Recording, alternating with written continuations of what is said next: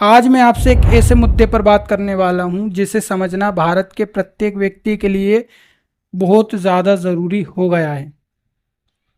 शब्द पर गौर करना, बहुत ज़्यादा ज़रूरी हो गया है, ज़रूरी था नहीं। और मुझे लगता है बहुत जल्दी भारत के संविधान में लिख दिया जाएगा कि भारत के लोगों का ये कर्तव्य है, भारत के लोगों की ये जिम्मेदारी है कि वो समझें कि एक कथावाचक और संत में क्या अंतर होता है। आज मैं आपसे इसी पर बात करने वाला हूँ, एक कथावाचक और संत में क्या अंतर होता है। संत किसे कहेंगे, कथावाचक किसे कहेंगे, संत की क्वालिटीज क्या हैं, कथावाचक की क्वालिटीज क्या हैं। कैसे पहचानोगे कि कोई संत है, कैसे पहचानोगे कि कोई कथावाचक है। क्या संत कथावाचक को बोला जा सकता है या कथावाचक को हम संत कह सकते हैं। मतलब समझना मेरी बातों का, कथावाचक को क्या हम संत कह सकते हैं, यह आज मैं आपको समझाऊंगा। कथावाचक और संत में क्या अंतर होता है ये आपको मैं बहुत अच्छे से समझाऊंगा। मेरी आपसे रिक्वेस्ट है कि 20 से 25 मिनट तक क्लास को पूरा देखना, बहुत मज़ा आएगा। और आपसे रिक्वेस्ट करूंगा कि इस क्लास को हर एक व्यक्ति से शेयर करना, स्टोरी पर लगाओ, स्टेटस लगाओ, जो आपको करना है करो, लेकिन आप ये वीडियो शेयर करना। ये क्लास आपको सबके साथ शेयर करनी है, क्योंकि जितनी धोखाधड़ी आजकल धर्म के नाम पर हो रही है, इतनी तो अब हमारे नेता वगैरह नहीं कर रहे, चोर नहीं कर रहे, ठग नहीं कर रहे, जितनी कि धर्म के नाम पर साजिशें हो रही हैं, धोखाधड़ी हो रही हैं। आज तक की एक रिपोर्ट में बताया गया था कि लगभग 60,000 से ज़्यादा बाबा धोखाधड़ी और रेप केस और मर्डर इन सब में जेल में सजा काट रहे हैं। लगभग 60,000, लगभग 30 से 35,000 बाबाओं पर FIR है रेप केस को लेकर, धोखाधड़ी को लेकर। और यहाँ केवल मैं किसी स्पेसिफिक धर्म की बात नहीं कर रहा हूँ, दुनिया का कोई भी धर्म हो, हिंदू मुस्लिम सिख ईसाई बौद्ध पारसी जैन सभी धर्म, उनके जो बाबा हैं उन पर केसेस हैं। सब पर नहीं है, सबकी बात नहीं हो रही है, लेकिन बहुत सारे बाबाओं पर है। कोई धर्म परिवर्तन करवा रहा है, कोई लड़कियों के लिए अनाप शनाप बातें बोल रहा है, कोई उनके कपड़ों पर कुछ बोल रहा है, कोई लड़कों को सरिया बोल रहा है, लड़कियों को हीरा मोती बोल रहा है। लड़कियों को आईने में रखो, कैद में रखो, क्यों रखो, क्योंकि वो हीरे की तरह होती हैं। और हीरा कहाँ रखा जाता है, आईने के अंदर। वाह, तर्क देखो आप, डिस्क्रिमिनेशन करने का तर्क देखो आप। और कई सोशल मीडिया इन्फ्लुएंसर्स इसी की पुंगी बजाए जा रहे हैं। बहन तुझे घर में रहना चाहिए, क्यों रहना चाहिए, क्योंकि तू हीरे की तरह है। बाबा ने जो बोल दिया मान लिया। तो आज मैं आपको यही समझाने वाला हूं कि क्या हम कथावाचक को संत बोल सकते हैं, कैसे पहचानेंगे कि कौन कथावाचक है कौन संत है। संत और कथावाचक में अंतर करना आपको सीखना पड़ेगा। आपके बच्चों के लिए ज़रूरी है, आपके घर की स्त्रियों के लिए ज़रूरी है, यहाँ तक कि अब पुरुषों के लिए भी ज़रूरी हो गया है। अभी एक बाबा ने कितनी अनाप शनाप बातें कही हैं लड़कियों को लेकर, और वहाँ पर सुन कौन रहा है कथा को, लड़कियाँ, स्त्रियाँ, और उनके भाई भी सुन रहे हैं, किसी का पति सुन रहा है, किसी का बाप सुन रहा है। लेकिन बाबा का कोई भी विरोध नहीं करेगा। क्यों नहीं करेगा, क्यों, गुलाम हो गए हैं ना मानसिक रूप से। अंग्रेज हमारे भारत के लोगों का दिमाग साथ ले गए। जब वो 1947 में देश से गए तो भारतीयों का दिमाग साथ में ले गए। ठीक है, तो भाई इनका फॉलोअर कौन है, इनका फॉलोअर हम आप में से ही कोई एक है, कोई दूसरा तो नहीं है। करोड़ों फॉलोअर्स हैं, सब्सक्राइबर्स हैं, करोड़ों व्यूअर्स हैं, करोड़ों उनके जो सुनने वाले हैं वो कौन है, हम आप में से ही कोई है ना। आज उसने अगर ये कहा है कि लड़कियां मुंह मारती हैं, ऐसा वैसा करती हैं, तो क्या इसमें मेरी बहन नहीं है, क्या इसमें तुम्हारी माँ नहीं है, कौन नहीं है। तो हम तो विरोध कर रहे हैं, लेकिन आप लोग, आप कब विरोध करोगे। इनका समर्थक कौन है, हम आप में से ही कोई एक है। ठीक है, समझते हैं। तो मैं लिख ले रहा हूं कथावाचक और संत।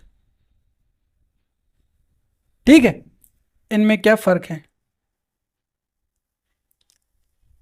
कथावाचक का क्या मतलब होता है, सबसे पहले इसको समझ लेते हैं। ठीक है, कथावाचक को कहा जाता है स्टोरी टेलर इंग्लिश में। बस अब आप समझ गए होंगे इतनी बात से कि कथावाचक का क्या मतलब है। स्टोरी टेलर, स्टोरी मतलब कहानी, और टेलर मतलब बोलने वाला। कथावाचक का मतलब है कहानी बोलने वाला। कथावाचक का क्या मतलब है? कहानी बोलने वाला। कहानी सही हो गलत हो इस सब से कोई मतलब नहीं है, बस कहानी बोलना है। अगर किताब में लिखा है 2 और 2 8 होते हैं, 5 भी नहीं, तो कथावाचक कहेगा कि 2 और 2 8 होते हैं। जैसा किताब में लिखा है, जैसा ग्रंथ में लिखा है, वैसा के वैसा कथावाचक बोलता है। जैसा किताब में लिखा है, जैसा कहा जाता रहा है, और जैसा आज कहा जा रहा है, वैसा के वैसा उसको बोलना है। ये कथावाचक का काम है, ये कथावाचक की ड्यूटी है। कथावाचक का काम क्या है? कहानी को बोलना, और कैसा? एज इट इज बोलना। जैसी कहानी धर्म ग्रंथों में लिखी होती है, जैसी बातें लिखी होती है, वैसी की वैसी उनको बोलना है। तर्क करने की स्वतंत्रता उनके पास नहीं है। वो ये नहीं कह सकते कि हमारे धर्म ग्रंथ में लिखा है इसको मिटाओ, नहीं, जैसा लिखा है वैसा बोलो। ये होता है स्टोरी टेलर। कथावाचक के लिए सीमाएं की बात कर लेते हैं हम, कि उसके लिए कौन कौन सी बाउंड्रीज है, कौन कौन से रेगुलेशंस है उसके ऊपर, सीमाएं। तो कथावाचक के ऊपर कोई सीमा नहीं है।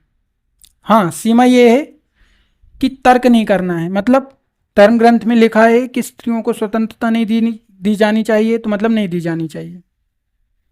अगर बुक में लिखा है, धर्म ग्रंथ में लिखा है कि स्त्रियों को संपत्ति का अधिकार नहीं होना चाहिए, मतलब नहीं होना चाहिए। तर्क करने की स्वतंत्रता उसके लिए नहीं है, तर्क नहीं कर सकता। ध्यान रखना, अपने धर्म ग्रंथ में बात सही हो या गलत हो, उसका विरोध नहीं कर सकता। वो ये नहीं कह सकता। हाँ, खुद की अगर भावनाएं जाग जाए कि नहीं यार ये गलत लिखा है, इसको तो हटना चाहिए, तो एक बात अलग है। बाकी उसको ये स्वतंत्रता नहीं है। जैसा बोला गया है वैसा बोलो। 2 और 2 8 होते हैं तो 8 होते हैं। हाँ, उसके फेवर में तर्क दे सकते हो कि 2 और 2 8 होते हैं, उसके फेवर में तर्क दे सकते हो कि देखो ऐसा ऐसा होता है, इसलिए 2 और 2 8 होते हैं। फेवर में तर्क दे सकते हो, लेकिन उसका विरोध नहीं कर सकते, उसको क्रिटिसाइज नहीं कर सकते। ये होता है कथावाचक का मतलब। कथावाचक को मोह माया से दूर रहना है, जरूरी नहीं है। मोह माया से दूर रहना है ये जरूरी नहीं है। कथावाचक मोह माया में पड़ सकता है और पढ़ा ही रहता है। अक्सर लोग कहते हैं ना कि अरे यार वो बाबा तो रोल्स रॉयस में घूमते हैं और हमसे कहते हैं मोह माया से दूर रहो। तो वो आपको ये जरूर सिखा सकता है कि मोह माया से दूर रहना चाहिए, या आपको वो सिखा सकता है, क्योंकि उसके धर्म ग्रंथ भी कह रहे हैं कि मोह माया से दूर रहना चाहिए। तो वो आपको सिखा सकता है, लेकिन उसके लिए ये रेगुलेशंस तो नहीं है कि वो दूर रहे। अच्छा, कुछ लोग ये कह सकते हैं कि जब ये खुद दूर नहीं रहते तो हमें कहने वाले कौन होते हैं? तो ये बात आपको समझना चाहिए ना। जब बाबा खुद कार में घूम रहे हैं, रेशम के कपड़े पहन रहे हैं, चमड़े का बेल्ट पहन रहे हैं, और आपसे कह रहे हैं कि मोह माया से दूर रहो, तो आपको समझना चाहिए ये बात। तो कथावाचक के लिए ज़रूरी नहीं है, इसलिए वो कार में भी घूम सकता है, नए जूते भी पहन सकता है, दान भी ले सकता है, कुछ भी कर सकता है, स्त्री से शादी कर सकता है, संबंध बना सकता है, कोई छूट नहीं है उसको, कोई दिक्कत नहीं, कोई रोक नहीं है उस पर। वो भौतिक सुख खुलकर प्राप्त कर सकता है। तो भाई उसके लिए ये सारे रेगुलेशंस नहीं है, ये सारे नियम कानून उस पर लागू नहीं होते, ये होता है कथावाचक। अब संत का क्या मतलब होता है ये समझ लो, कथावाचक का इतना ही मतलब है, जो लिखा है, जो बोला जाता था वही बोलो चुपचाप, इसके अलावा कथावाचक का और कोई मतलब नहीं है, ये कथावाचक का मतलब होता है। संत का क्या मतलब होता है ये समझना बहुत ज्यादा जरूरी है। संत, संत का मतलब होता है सत्य का समर्थक, जो सत्य का साथी है, जो सत्य का समर्थक है, जो सत्य का रक्षक है, जो सत्य के मार्ग पर चलता है, जो सत्य का दर्शन करता है, वो संत है, उसे कहा जाता है संत।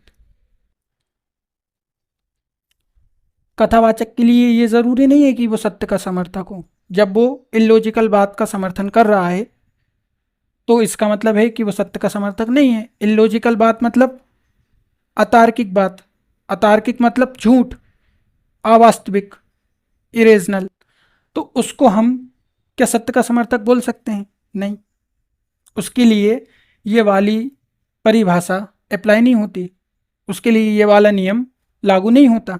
कथावाचक झूठ बोल सकता है, वो सत्य का समर्थक हो चाहे नहीं हो, वो सत्य का रक्षक हो चाहे नहीं हो, वो सत्य का साथी हो चाहे नहीं हो, वो सत्य का दर्शन करे चाहे नहीं करे, ये उसके लिए लागू होता ही नहीं। लेकिन संत का क्या मतलब है? संत का मतलब है सत्य का समर्थक, जो सत्य का साथी है, जो सत्य के मार्ग पर चलता है, सत्य बोलता है, जो सत्य का रक्षक है, उसे कहा जाता है संत। जो समाज को सत्य का मार्ग बताता है, खुद चलता है तो फिर सबको चलने के लिए बोलता है, उसे कहते हैं संत। संत मोह माया से दूर रहता है। अभी एक हमारी प्रसिद्ध कथावाचक जी हैं, नाम नहीं लूंगा मैं, स्त्री हैं वो, नाम तो मैं किसी का भी नहीं लेता, तो उनका कहना था कि भाई संत को तो दुनिया की सारी लग्जरी दी जानी चाहिए। संत बेचारा भौतिक सुख, मोह माया, कार, बंगला, गाड़ी, मोटरसाइकिल सब छोड़ के गया है। क्यों? उसे सत्य के मार्ग पर चलना है, सत्य के दर्शन करना है। इधर ये कह रहे हैं कि संत को सारी लग्जरी दी जानी चाहिए, कल को तुम उसको दुबई का शेख बना दोगे संत को। क्यों? संत को सारी लग्जरी दी जानी चाहिए। वो कह रहा है बेचारा, अरे मैं छोड़ के जा रहा हूं, क्यों? क्योंकि मेरे को सत्य के दर्शन करना है, ये सब तो मोह माया है। तुम कह रहे हो नहीं उसको लग्जरी दो, लेके आओ उसको, उसको कार में बिठाओ। कुछ भी बात करना मतलब बिल्कुल इलॉजिकल, और लोग उसी पे अरे ताली मारा, क्या बात बोली है मैडम जी ने, गिर जा रहे हैं पैर में, मरे जा रहे हैं। हद हो रही है यार, मतलब समाज में कुछ भी बक देता है कोई और ये उसको मान लेते हैं, कहते हैं वाह, अरे भगवान विष्णु की और भगवान शिव की बात चल रही है, अरे माता दुर्गा की आवाज है इनकी बात तो। मतलब यार कुछ भी बकना, कहाँ माँ दुर्गा और कहाँ भगवान शिव विष्णु और कहाँ ये लोग, कुछ भी बक देते हैं मतलब। तो संत मोह माया से पूरी तरह से दूर रहता है। संत समाज में रहता है, संत समाज को राह दिखाता है, संत समाज से दूर नहीं रहता। अभी मैं आपको साधु के बारे में बताऊंगा, जब आपको समझ आ जाएगा कि समाज में संत रहता है इसका क्या महत्व है। संत समाज का दीपक होता है, संत समाज का आईना होता है, संत समाज का रक्षक होता है, समाज को राह दिखाने वाला होता है। भगवान बुद्ध, इनका नाम लिख सकते हो आप संतों में, कबीरदास जी, गुरु नानक जी, संत रैदास, तुकाराम, और न जाने कितने महान महान संत हुए हैं इस देश में, उनका नाम लिख सकते हो आप। जैसे रामकृष्ण परमहंस, स्वामी विवेकानंद। इसके बाद अगर प्राचीन भारत में जाओगे तो आप अक्षपाद गौतम का नाम लिख सकते हो, महर्षि कणाद और जैमिनी का नाम लिख सकते हो। ये हैं संत, इन्होंने अपना सब कुछ त्याग दिया। महर्षि अक्षपाद गौतम ने जिन्होंने न्याय दर्शन दिया है, अपना पूरा जीवन बिता दिया तर्क के लिए कि भैया समाज को तर्क करना सिखाना है। न्याय दर्शन से ज़्यादा तर्क पर विचार भारत के किसी दर्शन ने नहीं किया, जितना मैंने पढ़ा है उसके हिसाब से बता रहा हूं। महर्षि कणाद समझा समझा के परेशान हो गए कि परमाणु से दुनिया बनी है। हाँ, मानते हैं कि ईश्वर हो सकता है, परमाणुओं को जोड़ने के लिए किसी की आवश्यकता पड़ सकती है, जरूरी नहीं है। तो ऐसे लोग होते हैं संत। जरूरी नहीं है कि संत ईश्वर का विरोधी हो या ईश्वर का समर्थक हो सकता है कि वो विरोधी भी हो सकता है, समर्थक भी हो सकता है। संत तो संत होता है, लेकिन हाँ, वो सत्य का समर्थक होता है। ध्यान रखना, संत नास्तिक भी हो सकता है। बुद्धिज्म के ज्यादा से ज्यादा संत नास्तिक ही होते हैं, ईश्वर को नहीं मानते, लेकिन वो सत्य को तो मानते हैं, वो वास्तविकता को तो मानते हैं, वो समाज की रक्षा की बात तो करते हैं, लोगों की दुख परेशानी की बात तो करते हैं, वो मोहमाया से दूर तो रहने की बात करते हैं, वो भौतिक सुखों से दूर रहने की बात तो करते हैं। ये होता है संत। तुलसीदास जी ने क्या कहा है संत को लेकर? तुलसीदास जी ने कहा है संत बादल की तरह होता है। संत कैसा होता है? बादल की तरह। और ईश्वर कैसा होता है? समुद्र की तरह। संत होता है बादल की तरह और ईश्वर होता है समुद्र की तरह। जैसे संत अपनी करुणा, दया, प्रेम, इन सब की बारिश कर देता है समाज के प्रत्येक दुखी व्यक्ति के ऊपर, जैसे संत समाज के प्रत्येक व्यक्ति के बुरे कर्मों के फलों को अपने ऊपर ले लेता है, वैसा के वैसा बुद्धिज्म में बोधिसत्व होता है और वैसा के वैसा जैनिज्म में मुनि होता है। ऐसी ही परिभाषा किसने दी है? तुलसीदास जी ने दी है। ईश्वर समुद्र की तरह होता है, जिसके पास अथाह जल है, अथाह शक्ति है ईश्वर के पास, अथाह प्रेम है, अथाह करुणा है, लेकिन वो इसका डायरेक्टली उपयोग नहीं करता, संत के रूप में आकर करता है। इसलिए संत ईश्वर से भी ज्यादा श्रेष्ठ है, ईश्वर से भी ऊपर है।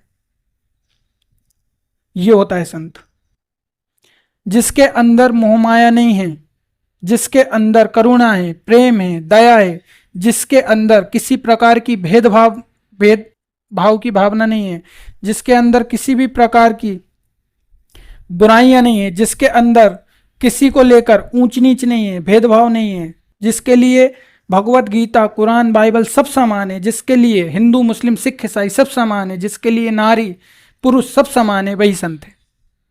ये होता है संत। कथावाचक होता है क्या ऐसा?